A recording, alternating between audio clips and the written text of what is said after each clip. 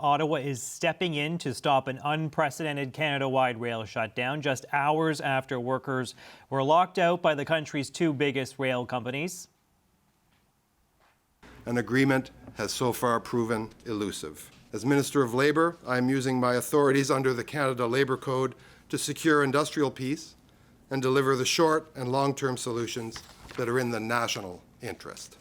For days, the feds refused to intervene, but amid dire warnings from the business community that this could affect just about every facet of the economy, we've just witnessed the Labour Minister ordering binding arbitration in both cases, something the union did not want, nor the NDP. Coming up, why the government pulled that emergency lever. But we start with some reaction among those who urged the federal government to take action, as Devin Dreeshen, Alberta's Minister of Transportation and Economic Corridors, and he joins me now. Hello, Minister. Hello, thanks for having me on your show. Thanks for coming on. So the Labour Minister has just announced he's going to impose final binding arbitration on the union and the railways. What's your reaction to this move? Well, I'm happy, obviously, that people are back to work at both CP and CN, but I'm very upset that it took this long. It seemed like it took the American government intervening in this case because about a third of CP and CN's cargo goes into the United States.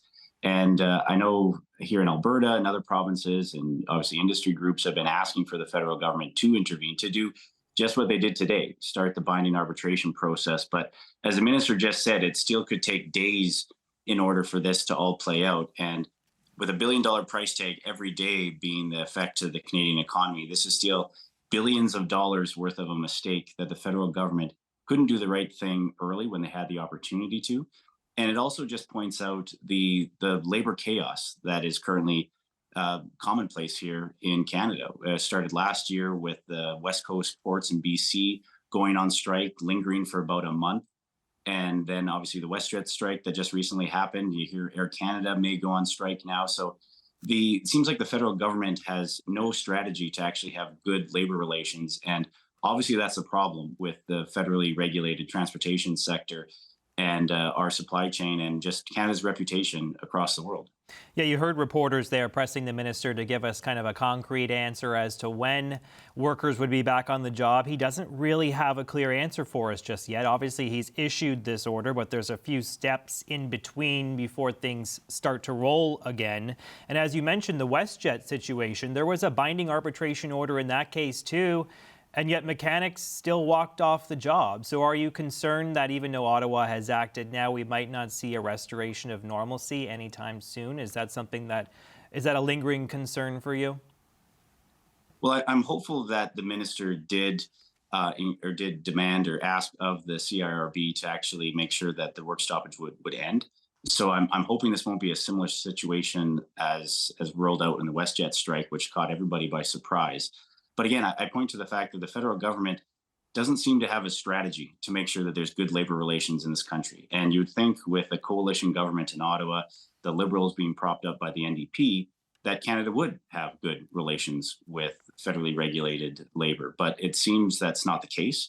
And we'll see in the coming days if the federal government does have a strategy to make sure that they can change that, because we can't keep having this happen in this country. We are an exporting nation, and so much of our goods, get shipped around the world, and it really hurts the economy and millions of Canadian workers that rely on a supply chain that functions properly. So it's incumbent on the federal government to get this right. Yeah, as you mentioned, CN did request binding arbitration last week. I mean, they could have acted on this days ago. They didn't have to wait until there was already a work stoppage today and all of the resulting chaos that has come about. Do you think that you mentioned the NDP, do you think that they made that decision for political reasons? Because we, of course, have heard from Jagmeet Singh, the NDP leader. We've heard from Matthew Green, the Labour critic for that party, urging them not to pursue binding arbitration. Are you alleging in this case that maybe they held off because of that political pressure? Yeah, I would say the NDP obviously doesn't take this seriously. They would, for millions of Canadian workers that would see less take-home pay because of a rail work stoppage, they seemed fine with that, which doesn't make much sense if the NDP is supposed to be the party for workers. But yet they were happy to see a work stoppage of our railways and have millions of workers with less take-home pay. So that was a baffling decision by the NDP. But again, it's something that I try not to figure out what the NDP's strategy is, because it seems to change every day. Do you think there is, though, the possibility of this becoming a bit of a bad precedent, that the government has to step in to resolve these issues? I mean, in good labor relations, the workers and their employers should sort this out. They shouldn't have to resort to going to the minister cap in hand asking for binding arbitration. In the case of the railways, they should really just sort it out at the table. Is there not a possibility that this becomes something that repeatedly happens? And I think that would really be kind of a chaotic situation, wouldn't it? Having Ottawa having to step in every time there's some sort of dispute. Well, you're absolutely right. A work stoppage or a strike, that's the last ditch effort. No one wants that. But again, the WestJet strike, the West Coast strike, now here the lockout for CP and CN, and the possibility of a looming Air Canada strike. I think, to answer your question, it's going to be evident of what happens in the next coming days and weeks with another looming federally regulated industry strike happening and work stoppage happening, to see what the federal government has as a strategy to make sure that in these federally regulated industries there is better labor relations. And I'm hopeful, and I think all Canadians are hopeful, that the federal government finally takes this seriously. But you're right. It's so many had asked for binding arbitration, because in the case of CP and CN, the writing was on the wall that an agreement couldn't be reached. I myself wrote a letter to the federal government about a week ago asking for binding arbitration, what they actually finally did today. But they could have saved billions of dollars and a lot of indirect billions of dollars had they done the right thing back a week ago. But it's frustrating to see that it took them a day into this to finally start that process. And let's just end on this note. Do you have any sympathy for the labor union, for the workers? I mean, they have strenuously opposed binding arbitration because they think that they won't get a great deal out of that process. They're asking for, what they call fatigue-related safety issues. They want to deal with those sort of things. They're worried about the company weakening protections for rest periods and scheduling. They also want more money, of course, as every party does in a collective bargaining process. Do you not sympathize with the Teamsters in this case? Some of the blue-collar workers that make up the union membership, they're now going to have to be forced to hash this out not at the bargaining table, but with some sort of arbitration. Yeah, I would sympathize with the workers. They don't want to not go to work. They don't want to be in a lockout or a strike situation. So I do sympathize with them. And again, I think if the federal government, especially in these federally regulated industries, if there was a better relation with the union and employers in this space, I think you would see strikes and lockouts not be commonplace in Canada. But as I said, we need to have the federal government that takes it seriously and has a strategy to have better labor relations in Canada. All right, let's leave it there. Thank you so much, Devin Dreeshen, Alberta's Minister of Transportation. Appreciate you coming on with that quick reaction. Thank you. Thank you, sir. So for more reaction, we've brought in Matthew Holmes. He's the Senior Vice President of Policy and Government Relations at the Canadian Chamber of Commerce, and he joins me now. Hey, thanks for coming on. Thanks for having me. So we just got this news from the Labour Minister. They're going to impose binding arbitration. What's your initial reaction to this order? We're pleased. We're pleased to see the action. I have to be honest, we had looked for this weeks ago. April 9th, about 120 chambers of commerce across the country and industry associations throughout every industry in the country had written the Prime Minister and the Minister asking for this intervention. It was clear to us that there was an impasse that wasn't going to be addressed at the bargaining table, and so we wanted to see action soon. So you wrote April 9th. It's now August 22nd. I'm sorry, August 9th. Oh, August 9th. Okay, I was going to say that is certainly slow to respond. But even then, we've had, roughly 2 weeks in between. Do you think that the government should have acted sooner? I mean, they had the option. CN requested them to go to binding arbitration last week. Do you think it was a misstep for them to allow this to get to this point? Well, we were calling for this, as I tried to say, August 9th, and we have continuously since then. Look, Minister MacKinnon, he's brought a seriousness to the role. He's a new minister. We're pleased to see this action right now. But these are not things that just happen overnight. The trains don't just stop and they don't just start up again. So the impact of this on commuters, on drinking water across communities and municipalities across the country, on the goods that consumers rely on our farmers who are looking to get their crops to markets. those will have ripple effects for weeks, if not months, once the trains do get started again. Yeah, because we know that U.S. railways have not actually been shipping a number of commodity goods over some sensitive goods into Canada, right, in anticipation of something like this going down. So there's widespread reverberations to something like this. Maybe just paint another picture for our audience. What happens when two railways go down, the two major national railways? Like, how significant is that to our economy? How much goods do they transport? Just how much money is crossing those rails every day? Well, we're living it for the first time. 1885 was the last spike picture that we've all seen in our history books, and 1918 was when Canadian National was established with an order in council. We have never seen both of them go on strike or go to a work stoppage or a lockout before at the same time. And so this is unprecedented, as we've noted already. It's $1 billion a day of goods. $1 billion a day. Wow. Our trade relationship with the United States is $3.6 billion a day as well. So these are critical parts of our trade infrastructure, and we just simply don't have the roads, the trucks, or the truckers to replace them in another way. Many of these commodities are bulk commodities. They go at volume. They can only go by rail, and our communities across the country rely on them, and our businesses do as well. Yeah, do you think, you mentioned the United States. We've heard from your counterpart in the United States as well, the Chamber of Commerce weighing in, saying that they've been watching this closely. We know that Minister MacKinnon also spoke with some U.S. officials today. Do you think that they would be kind of twisting his arm maybe to resolve this? Because, as you mentioned, a lot of goods go back and forth across that border. Do you think that pressure from the U.S. and U.S. businesses, would that have played a role, do you think, in the government's decision to pursue binding arbitration? Well, we issued a joint statement with the U.S. Chamber of Commerce on Monday. We share their concern. We're united on that. It is a fundamental piece of our trade relationship. And I'll say, your viewers, Canadians, are watching the American election right now, the presidential election. We don't want to see Canada as an election issue in the United States. There is no scenario in which that plays out well for us. This is a critical piece of our trade. Plants in Canada, as well as plants in the United States, will shut down when the goods, the commodities, the component parts, the vehicles, whatever we're making and trading with each other aren't moving across that border. That has implications across both our economies.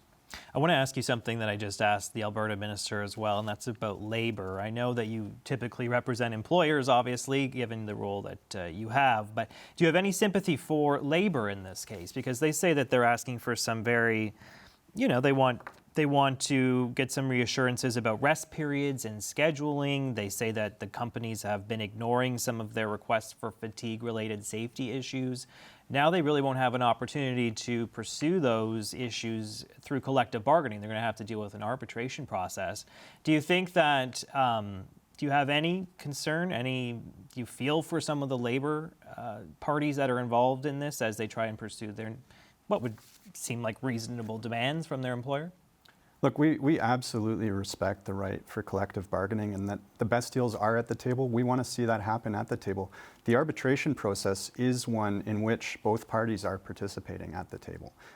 But I think Canadians understand that when there's an impasse, when there is a passionate disagreement, whether that's in a relationship, at work, or in a situation like this, sometimes a third-party adjudicator who can be neutral, who can be fair, is the best way forward. We've seen that the power of unions, it's really increased over the last number of years, and we've seen that there has been a lot more labor activity. Of course, we've been dealing with WestJet, now we're dealing with CP and CN. We've also dealt with port strikes out in British Columbia. There's the possibility of Air Canada pilots also going on strike. They just approved, the pilots today in a vote, approved overwhelmingly the possibility of going on strike sometime in September. Do you think the government needs a better strategy to deal with these labor actions? Do they have to be more proactive in their approach to how they deal with these issues? Because it does have the possibility to really cripple the economy if things keep going as they are. Well, I think that last point you make is the critical one. When there is a piece of this that could jeopardize the economy, could jeopardize communities' safety and well-being, there's a higher order that comes into play there. We need the government to take action and to protect Canadians and communities, and that's when we really call for intervention. we respect the right to negotiate. We want to see those parties come together and agree on what they need to do to move forward in these sorts of situations. But in these cases, and especially in an unprecedented situation like this one, the government needs to take action. We need to see support for them in doing that. Okay, let's leave it there. Thank you so much. Matthew Holmes, Senior Vice President of Policy and Government Relations with the Canadian Chamber of Commerce. Appreciate you coming in, sir. Thanks for having me. All right, now to hear from one of the railways themselves. Jonathan Abakasis is the Director of Public Affairs and Media Relations at Canadian National Railway, and he joins me now. Thanks for coming on, sir. Thank you for having me. So you were asking for binding arbitration from the Labour Minister. You've been asking for it for a week now, and now he's coming through. What's your reaction? Well, the fact of the matter is we've actually been negotiating for 9 months, trying to get a deal at the table, negotiated settlement. So we are satisfied that this is coming to an end. However, we would have preferred a negotiated settlement, obviously. Yeah, I mean, what do you make of some of the union demands in this case? They say that you are not being very sympathetic to what they're asking for around fatigue-related safety issues. They say that some of the things that you're asking for at the collective bargaining table would weaken protections around rest periods and scheduling. Why are you not willing to compromise, as they say? That's simply not true. We have put forward 5 different offers over the last 9 months. And the fact of the matter is the union, up until this weekend, had not put forward a single counteroffer. And when they did put forward a counteroffer, the first page, the very first page, was all about wages and benefits. They were asking for raises. Now, bear in mind, these are jobs that pay $120,000 a year for conductors and $150,000 a year for locomotive engineers. And then they only work 160 days a year, and that's not including pension and benefits. They were asking for benefits for life. They were asking for a $200 a day per diem. They were asking for signing bonuses of several thousands of dollars. That's what they were asking for. What we put forward were schedules. And I know it seems odd, but railways don't work on a schedule. Right now, rail workers are pretty much on call all the time. By giving them a schedule, it gives them the ability to plan out their life, to have the ability to rest and know when they're going to work. It also gives us the ability to plan the manpower required to move the Canadian economy. So they're pointing to your profit from last year, saying that you posted operating income of $1.8 billion last year. Granted, it was a slight drop from the year before, and business maybe wasn't as good last year, but you're still raking in quite a bit of money every year, and that you can afford to give them more money each year to pay more to those conductors and locomotive engineers you're speaking of. What do you say to that? We certainly believe that our employees play a critical role in the work we do. We don't run trains by ourselves. We do it as a team. We do it as a collective effort of 25,000 employees across North America. But the fact of the matter is that it's a bit misleading to say that this is about work and rest and then turn around and say, oh yeah, and we're asking for a whole bunch of money as well, but we're not talking about that publicly. The transparency has been on the side of CN. We have put every single offer we have made on the internet. We have made it clear to employees what this is about. And at the end of the day, we wanted and were looking for a negotiated settlement, but the union simply wasn't interested in negotiating. Can you walk us through the next steps for the railway itself now that the minister has issued this binding arbitration? When do you plan to get people back to work? Will you lift this lockout situation, and will the trains start to roll anytime soon? Can you just give our audience a sense of when things will return to normal? It takes about 3 to 5 days for every day of stoppage. Now, bear in mind that we have been shutting down our network since last Monday, August 12th. So there's going to be quite a few days to catch up, possibly a week or even more. However, we're still waiting to see the actual order for the minister to get more clarity about what's being asked, what's being ordered, and the repercussions that that can have on our network. Our job, our DNA is about powering the economy. It's what we do day in and day out. It's why we get up in the morning. So the sooner we can get back to doing that, the happier we are and the better it is for the Canadian and the North American economy.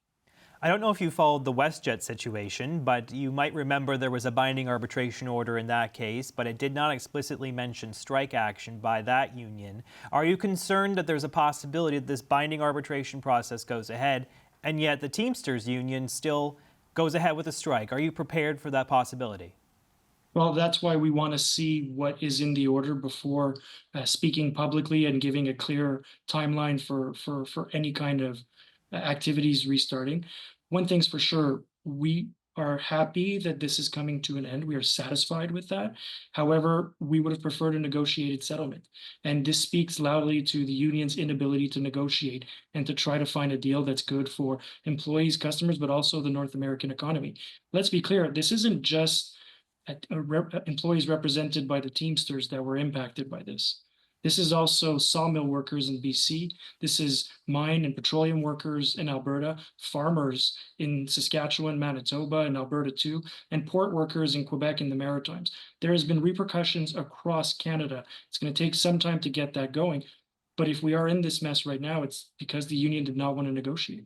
Are you concerned with this whole affair that Canada will get a bad reputation internationally? I mean, we are known at this point as a reliable trading partner, but we're seeing 2 rail networks shut down in a single day, massive economic implications as you just laid out. Are you worried that this could be a hit to our reputation? I think it's clear we've seen several labor disruptions over the last few years, whether it's the Port of Montreal or the West Coast ports. We've seen quite a few disruptions to our supply chains. Canada has a role to play as an economic trading partners with nations around the world. It's important for us to protect that reputation and to do whatever is necessary and do some soul searching as to how do we maintain that reputation as a solid trading partner and move forward to improve our relationships and our trading abilities with different nations. All right, let's leave it there. Thank you so much. Jonathan Abakasis is the Director of Public Affairs and Media Relations at Canadian National Railway. I appreciate you coming on, sir.